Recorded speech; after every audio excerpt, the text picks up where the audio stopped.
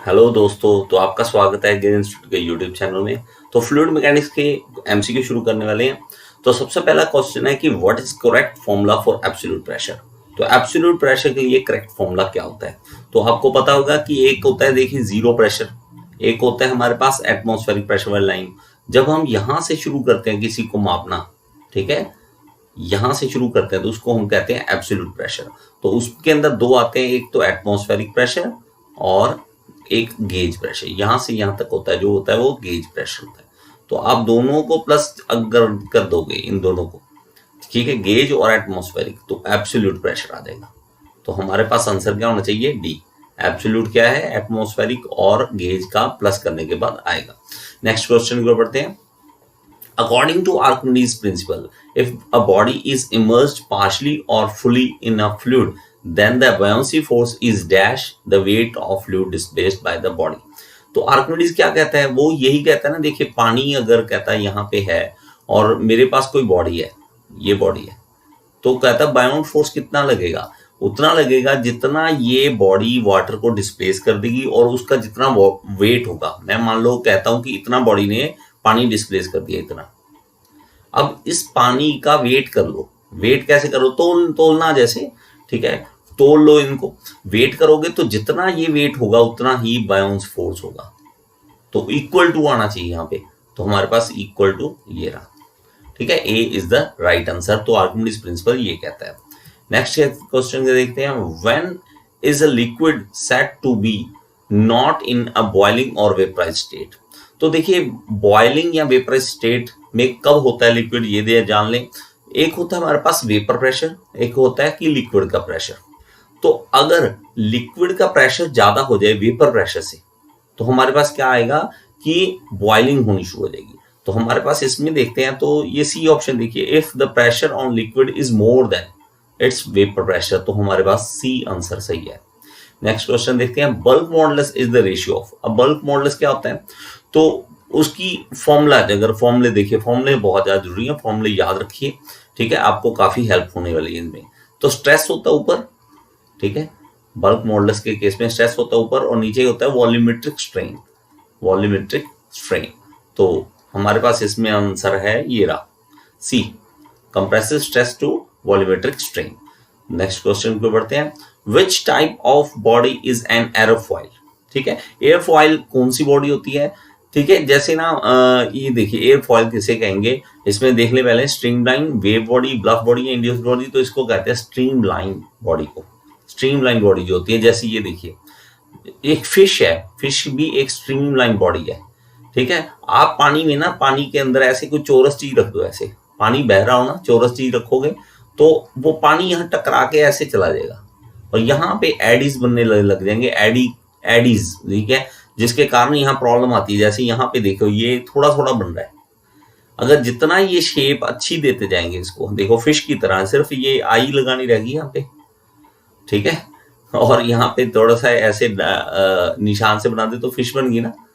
तो मेरे पास क्या हो रहा है कि ये फिश जैसी जब शेप बन जाएगी तो उसको कहते हैं स्ट्रीमलाइन बॉडी। ये देखो, भगवान ने सब कुछ बना रखा है, हमें सिर्फ समझना है और उससे फायदा लेके हमने आम दुनिया में चीजें बनानी है। अगर शेप थोड़ी सी भी देखे, इससे हटके ऐसी भी होती तो यहाँ एडिस बनता तो प्रॉब्लम आता। तो स्ट्रीमलाइन बॉडी हमारी इस तरह से होती है। अगला है, sum of component of shear force in the direction of flow of fluid is called. अगर शियर, ये देखिए, सम करना है ना, जोड़ना है कंपोनेंट को, तो उसको क्या कहेंगे? अगर फ्लूइड में कोई चीज रखी है तो उसमें क्या होगा कंपोनेंट का सम? तो शियर ड्रैग कहेंगे, फ्रिक्शन ड्रैग या स्किन ड्रैग। तो तीनों ही नाम सेम है, तो ऑल ऑफ द अबव इसका राइट आंसर है। Boundary layer thickness is distance from the boundary to the point where velocity of the fluid is. तो बाउंड्री लेयर जो होती है, आप इनको थोड़ा सा याद रखना पड़ेगा इसका। और अगर डिप्लोमा वाले आप हो तो शायद आपको ये सिलेबस में नहीं होता, फिर भी आप एक बार क्वेश्चन देख लीजिए, क्योंकि एक एक नंबर बहुत ज्यादा मायने रखता है, ठीक है। इसमें जो आंसर होगा वो होगा 99% ऑफ फ्री वेलोसिटी, ठीक है। डिप्लोमा वाले खास करके इसको रट्टा ही मार लो, ठीक है। आगे चलते हैं। Square root of ratio of inertia force to the elastic force. तो ऊपर है इनर्शिया फोर्स, ये तो आपको पता है, इनर्शिया ऊपर आना ही आना है। नीचे में देखना होता है कि कौन सा फोर्स है। इलास्टिक फोर्स जब ऐसा आ जाता है, इलास्टिक, तो मैंने क्या कहा था, मैकेनिकल वाले बच्चे क्या होते हैं, थोड़े इलास्टिक होते हैं, ठीक है। इलास्टिक का मतलब टेंशन नहीं लेते, थोड़ा बहुत मजाक करो, सहन कर लेते, वापस फिर आ जाते हैं, इलास्टिक है। तो Mach number, mechanical Mach number, मैंने ये रट्टा मरवा रखा है थोड़ा सा, ठीक है, सबके लिए मैंने कुछ ना कुछ करवा रखा है। तो मैक नंबर जो होता है उसके लिए मैंने ये याद कर रखा है। नेक्स्ट चलते हैं। इसमें एक और चीज है, हाँ, ये जो मैं गलती कर रहा हूँ वो मत आप मत करना। सेकंड ऑप्शन भी ये भी है इसमें, ठीक है। हम ये गलती कर जाते हैं कई बार, तो जल्दी जल्दी में हमें एक ऑप्शन दिखता है, ये काउची नंबर जो होता है वो भी सेम यही होता है। तो हमारे पास सी ऑप्शन इसमें सही बन रहा है। तो यहाँ पे होना क्या था हमारे साथ कि एक नंबर प्लस होने की बजाय 0.25 या 0.33 कट जाने थे, लेकिन अगर हमें पता है तो, है ना, तो हमें ध्यान से देखना पड़ेगा। नेक्स्ट क्वेश्चन की ओर बढ़ते हैं। Which of the following number is applicable in open hydraulic structure such as spillway where gravitational force is predominant? तो ये कहता है कि ग्रेविटेशनल फोर्स जिसमें आती हो, ठीक है, वो नंबर बताओ जिसमें ग्रेविटेशनल फोर्स। तो मैं आपको बताया था नंबर के केस में ग्रेविटी फोर्स, ठीक है। ग्रेविटी से हमें क्या याद आता है, ग्रेविटी से याद आता है न्यूटन। न्यूटन कहाँ बैठा था, पेड़ के नीचे, ठीक है, पेड़ के नीचे बैठा था, ठीक है, और उसके ऊपर क्या गिरा आके, फ्रूट, फ्रूट मतलब एप्पल, तो फ्रूट गिरा, ग्रेविटी फ्रूट, तो फ्रूट नंबर, तो आपने इस तरह से इसको याद रख लेना है। तो फ्रूट नंबर में ग्रेविटेशनल फोर्स प्रीडोमिनेट होती है। Which of the following is dimensionless equation? तो डायमेंशनलेस कौन सी है, रैंडम इक्वेशन है, यूलर है, वेबर है, तो ऑल ऑफ द, तो ये डायमेंशनलेस इक्वेशंस होती सारी। नेक्स्ट क्वेश्चन को बढ़ते हैं। Which of the following have different units? तो देखिए कहता है कि किसके डिफरेंट यूनिट्स है। वर्क क्या होता है, फोर्स इनटू डिस्टेंस, ठीक है, न्यूटन मीटर आ गया ना। पावर क्या होता है, पावर इनटू टाइम। पावर क्या होता है, देखिए पावर हमारे पास आता है वर्क पर यूनिट टाइम, ठीक है, पावर इनटू टाइम क्या बन गया, वर्क ही बन गया ना फिर ही। तो ये वर्क के ही फॉर्मूला है, तो वर्क का ही फॉर्मूला मतलब फोर्स इनटू डिस्टेंस ही है ये भी, इसकी टेंशन खत्म। अब टॉर्क क्या, फोर्स इनटू डिस्टेंस, फिर वही आ गया। तो हमारे पास इन तीनों का सेम है, ये नन ऑफ द ऑप्शन आ जाएगा। नेक्स्ट क्वेश्चन देखिए, थोड़ा सा ये डायमेंशंस का है, ठीक है, आपको थोड़ा सा इसमें मेहनत करनी पड़ेगी, अगर नहीं आता तो इसको जरूर कीजिए। 1 मार्क का क्वेश्चन तो इसमें आना ही आना होता है, ठीक है। ये मैं आपके लिए छोड़ रहा हूं कि इसका आंसर क्या आएगा, ठीक है।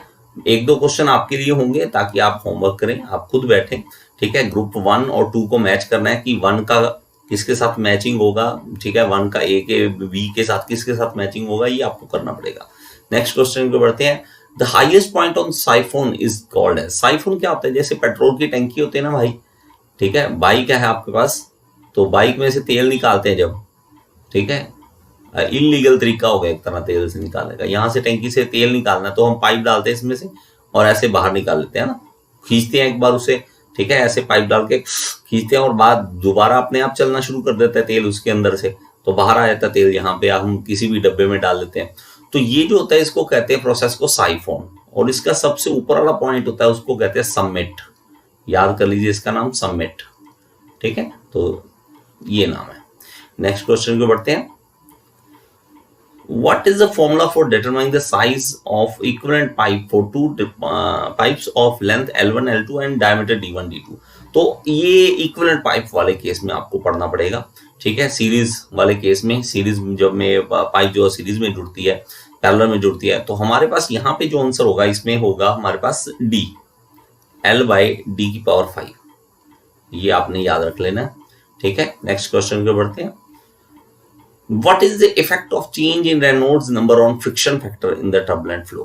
तो फ्रिक्शन फैक्टर पर क्या इफेक्ट पड़ेगा रेनॉल्ड नंबर का? तो फ्रिक्शन फैक्टर आप याद कर लो क्या होता है, मेरे पास 64/RE ये फॉर्मूला होता है फ्रिक्शन फैक्टर का, ठीक है। RE क्या है, रेनॉल्ड नंबर।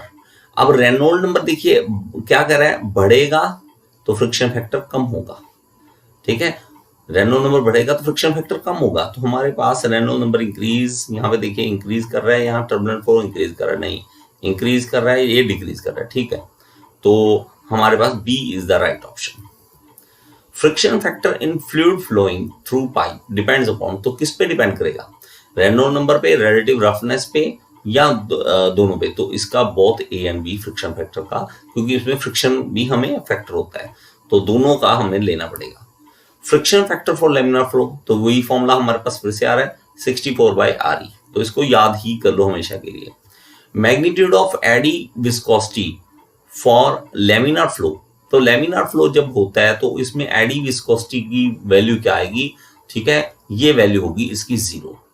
तो इसमें कोई विस्कोसिटी का एडी विस्कोसिटी नहीं होती लेमिनार फ्लो में, तो हमारे पास 0 वैल्यू होगी।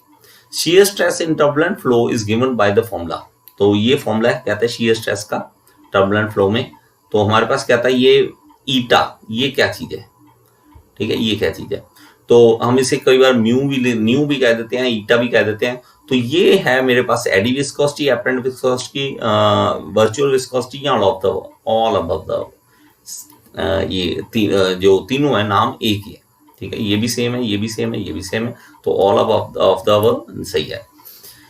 The cylindrical portion of short length which connects converging and diverging section of venturimeter, तो क्या कहता है, देखिए वेंचुरीमीटर इस तरह से है, ये कन्वर्ज हो रहा है, सॉरी, उसके बाद ऐसे होता है, फिर डाइवर्ज करता है, तो इन दोनों को जोड़ने वाला पार्ट क्या होता है, ये इसको बीच वाले पार्ट को कहते हैं थ्रोट, गला कहते हैं, तो थ्रोट है ये, तो हमारे पास राइट आंसर है सी।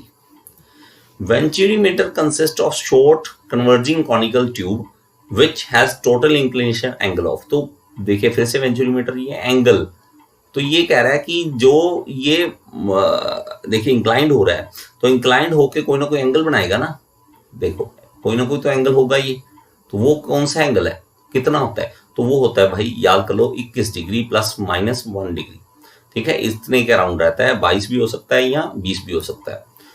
Which of the following device does not use Bernoulli's equation as its working principle, तो इसमें से बर्नौलिस इक्वेशन को कौन प्रिंसिपल नहीं मानता, वेंचुरीमीटर नहीं मानता, ऑरिफिस मीटर, पीटोर ट्यूब कौन नहीं मानता, तो सब मानते हैं, बर्नौलिस की बात सब मानते हैं, तो नन ऑफ द अबव, तो सारी इसकी बातें माननी पड़ती हैं। Which of the following sentence are true for Bernoulli's equation, तो बर्नौलिस इक्वेशन के लिए ट्रू है, देखिए Bernoulli's principle is applicable for ideal incompressible fluid, सही बात है, ये आइडियल और इनकम्प्रेसिबल फ्लूइड के लिए होती है Bernoulli's equation.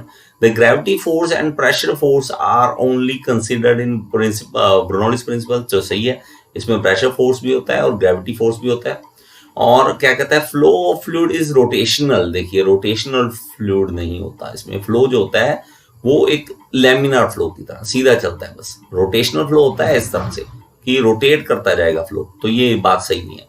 The heat transfer into और out of the fluid should be 0, ये सही है, तो 1, 2 और 4, 1, 2 और 4 ये सी ऑप्शन बन रहा है, मतलब 3 जो है वो उसकी बात सही नहीं है, रोटेशनल नहीं होता, हमारे बर्नौलिस में रोटेशनल फ्लो नहीं होना चाहिए। Blood circulation through arteries is, तो हमारी नाड़ों में, हमारी रगों में जो खून बह रहा है वो कौन सा फ्लो है, तो वो मेरे भाई बड़ा सिंपल सा फ्लो है, लेमिनार फ्लो है, बड़े आराम से चलता है, ठीक है, तो यहाँ दिल से शुरू होता है, तो हमारे नाड़ों में, हमारी रगों में आराम से चलता है, तो बड़े लेमिनार फ्लो तैयार तरीके से चलता है, घूमने लग जाए तो हमें चक्कर आ जाएंगे। Viscous force are not present in, तो विस्कस फोर्स किसमें प्रेजेंट नहीं होती, रोटेशनल फ्लो में, इरोटेशनल में, लेमिनार में या नन ऑफ द अबव, तो हमारे पास रोटेशनल फ्लो होता है, इसमें विस्कस फोर्स हम नहीं लेते, ठीक है, इसमें नहीं होता, ये याद आपको रखना पड़ेगा।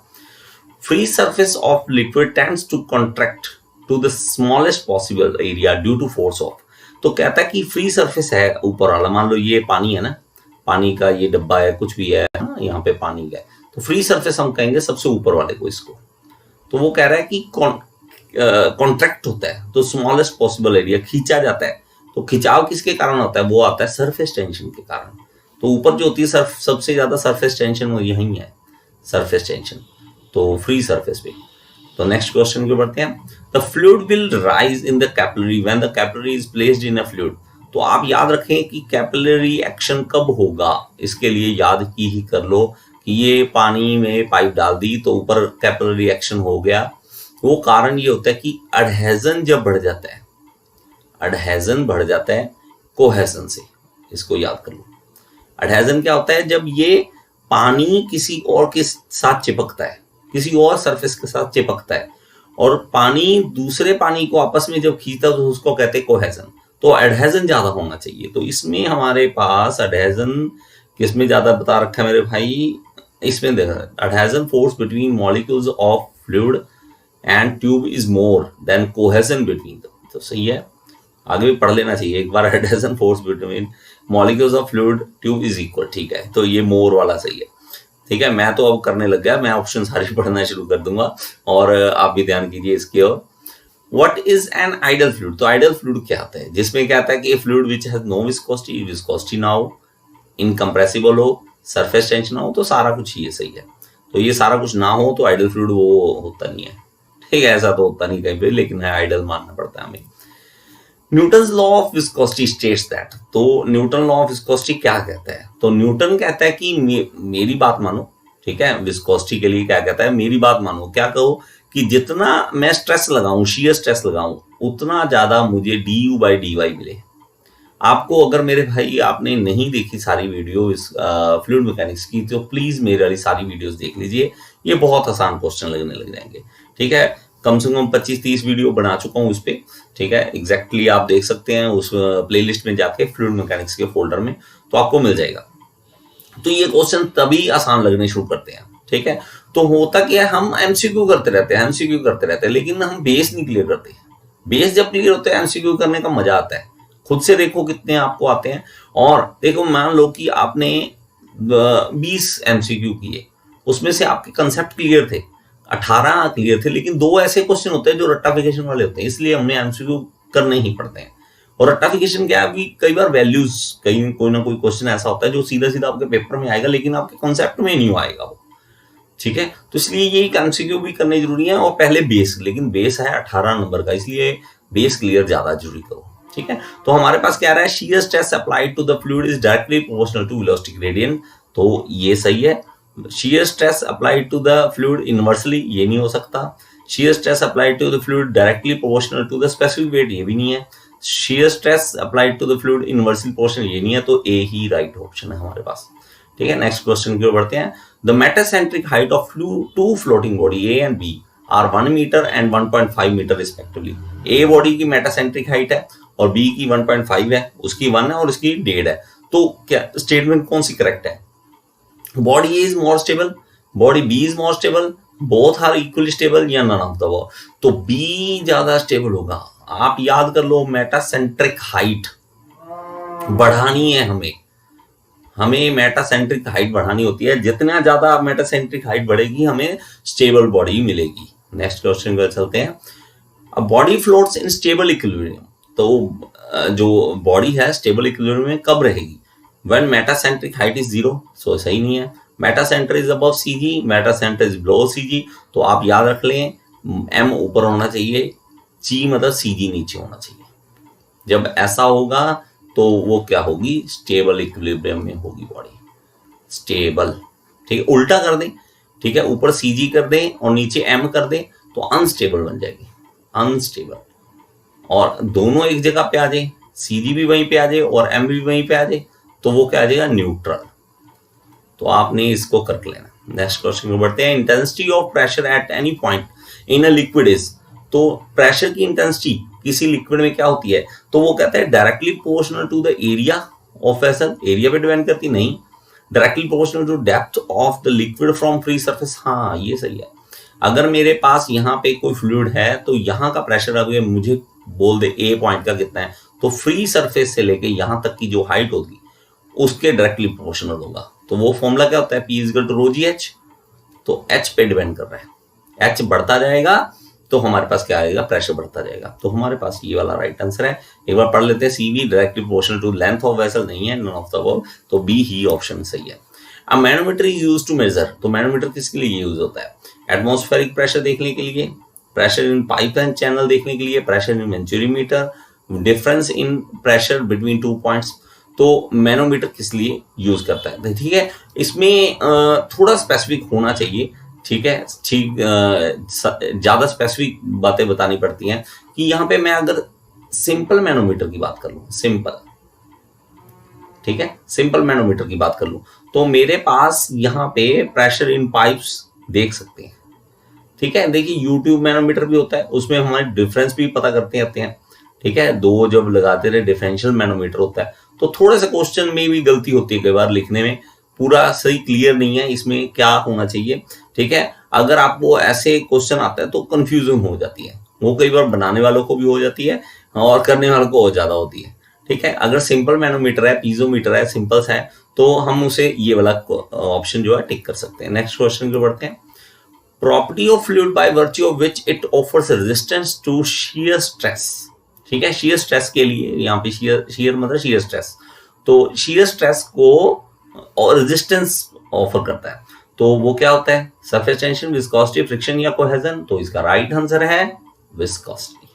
तो विस्कोसिटी होता है, मेरे पास यहाँ पे फ्लूइड है, मैं इसको मूव करना चाहता हूँ लेकिन ये मूव होना नहीं चाहता, ये कहता नहीं मैं नहीं मूव होऊंगा, इस तरफ ये फोर्स लगा रहा है, तो वो जो होता है वो क्या होती है? विस्कोसिटी होती है कि नहीं मैं नहीं, आप फोर्स लगाओ मैं नहीं चलूंगा।